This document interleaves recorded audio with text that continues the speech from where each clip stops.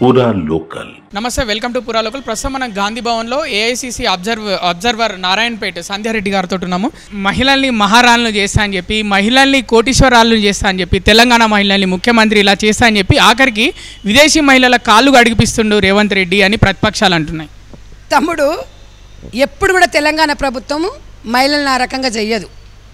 ఒక event organisation వాళ్ళకి ఇచ్చారు, ఆ ప్లేట్లు అవి ఉన్నాయి కదా, దాన్ని పట్టుకొని రాద్ధాంతం చేసి ఎట్లా చేస్తున్నారంటే ప్రపంచవ్యాప్తంగా ఒక గుర్తింపు తెలంగాణకు ఉంది. తెలంగాణకు ఆడపడుచులు వచ్చినప్పుడు వాళ్ళని ఆహ్వానించినాము. వాళ్ళు ఎంత మీరు చూసిరు కదా, అసలు వాళ్ళు ఇట్లా మన డ్రెస్సింగ్ని చూసి ఎంత ఫిదా అవుతున్నారంటే ప్రపంచ దేశాలు గుర్తించాలని రేవంత్ రెడ్డి గారు తోడబుట్టిన వాళ్ళలాగా ఆహ్వానించారు. చక్కగా భార్యను తీసుకొని వచ్చి ఆ ప్రపంచ సుందరిలను, అంటే మనం ఒక్క తెలంగాణ రాష్ట్రమే కాదు కదా, దేశం నుంచి వచ్చిండ్రు, ఇంతమంది వాళ్ళు వచ్చినారు. వాళ్ళకి మన కట్టుబాట్లు మన సాంప్రదాయాలు దేశంలో వాళ్ళు చెప్పుకోవాలి, ప్రతి రాష్ట్రాలలో దేశం నానుమున్నలో చెప్పుకోవాలని అన్నారు. దాన్ని కూడా సీతక్కని తిడుతున్నారు. సీతక్క గడగొచ్చు కదా, మీరు గడగొచ్చు కదా, మీరు చేయొచ్చు కదా అని మాట్లాడుతున్నారంటే ఈవెంట్ వాళ్ళకి ఇచ్చినారు కాబట్టి ఈవెంట్ అప్పుడు ఇప్పుడు మీరైనా నేనైనా పని చేస్తాం దగ్గర, పని చేసినప్పుడు ఒక విదేశీ మహిళను చూడాలని ఎగబడుతుంటారు జనం. అరే అని చెప్పేసి వచ్చి ఆ అమ్మాయి ఆమె చెంపించింది. మరి నిజంగానే మేమే గడిపించిన, రేవంత్ రెడ్డి గారి సీతక్కనే గడిపించింది, బాంత్రేలా గడిపించారంటే రండి, మరి దానికి వచ్చేసి మీరు ప్రూఫ్ చూపించాలి. దాన్ని రాద్ధాంతం చేసేసి తులం బంగారం ఇలే కానీ వీళ్ళకి బంగారం ఇచ్చిర్రు, వీళ్ళకి అది చేసిర్రు అని అంటే తెలంగాణ ఉద్యమకారులకు 1200 మందికి ఒకరికి ఉద్యోగం ఇవ్వలేదు, ఒకరికి అమరవీరులకు ఒక పెన్షన్ ఇవ్వలేదు, ఒక ఇల్లు ఇవ్వలేదు, కానీ బిడ్డకు మాత్రం 1000 కోట్లు రాసి ఇచ్చిండు. మా అల్లునికి 3000 కోట్లు సంపాదించిండు, ఫామ్ హౌస్లో సంపాదించుకుండు, అన్ని పోయి ఇంట్లో కూర్చున్నారు, మంచిగా తిన్నదరగకుండా అమెరికా టూర్లు పోతారు. రేవంత్ రెడ్డి గారు తులం బంగారం అని చెప్తారు.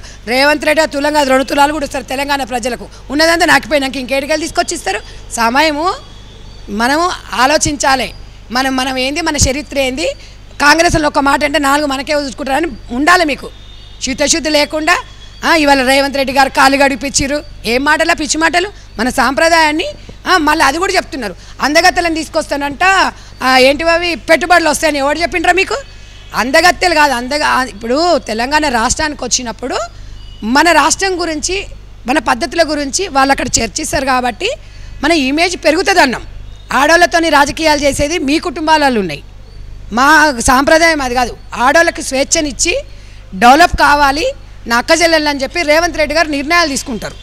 అంతే తప్ప మీరు చేసిన రాజకీయాలు, మీరు మామూలు పిచ్చకుండా రాజకీయాలు చేస్తున్నారు. అక్కడ దాసరోళ్ళు, అక్కడ వాళ్ళు కూడా అట్లా చెయ్యరు, అట్లా మాట్లాడుతున్నారు. అసలు మీరు మంత్రులు, మాజీ మంత్రులా, మాజీ ఎమ్మెల్యేలా, అసలు మీరు ఏందో మీకు కూడా అర్థం కావట్లేదు. ఆ రకంగా మాట్లాడుకుంటూ ఇష్టానుసారంగా సీతక్కంది ఒక దళిత, ఒక గిరిజన బిడ్డను పట్టుకొని మాట్లాడుతున్నారంటే ఆమె చేసింది మీరు ఏం చేసిరా?